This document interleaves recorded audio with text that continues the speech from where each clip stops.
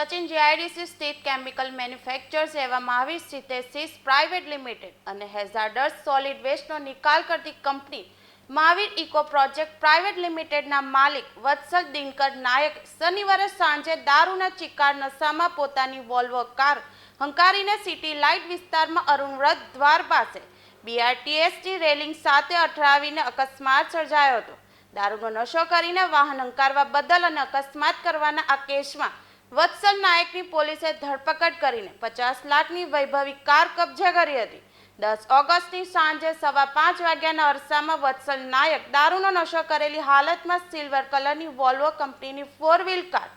City light અરુણવ્રત દ્વારા આશીર્વાદ gate number 3ની સામે બીઆરટીએસની લોખંડની રેલિંગ સાથે અથડાવી દીધી હતી, જેને પગલે સ્થળ પર મોટી સંખ્યામાં લોકો ભેગા થઈ ગયા હતા. આ અંગે કંટ્રોલમાંથી જાણ કરતા પોલીસ તાત્કાલિક ઘટના સ્થળે દોડી ગઈ હતી. બાદમાં વત્સલ નાયકને બહાર કાઢીને તેની પ્રાથમિક પૂછપરછ કરાતા તેમણે કેફી પીણું પીધું હોવાનું બહાર આવ્યું હતું. પોલીસે તેને ચલાવીને જોતા તે પોતાના શરીરનું સમતોલન પણ જાળવી શકે તેમ ન હતા, તેમજ મોઢામાંથી દારૂની તીવ્ર વાસ આવતી હોવાથી પોલીસે તેમની પાસે પરમિટ માંગી હતી, પરંતુ વત્સલ નાયક પાસે પરમિટ ન હોવાનું જણાવ્યું હતું, જેથી દારૂનો નશો કરીને વાહન ચલાવી અકસ્માત કરવા બદલ પોલીસે વત્સલની ધરપકડ કરી વોલ્વો કાર કબજે કરી હતી.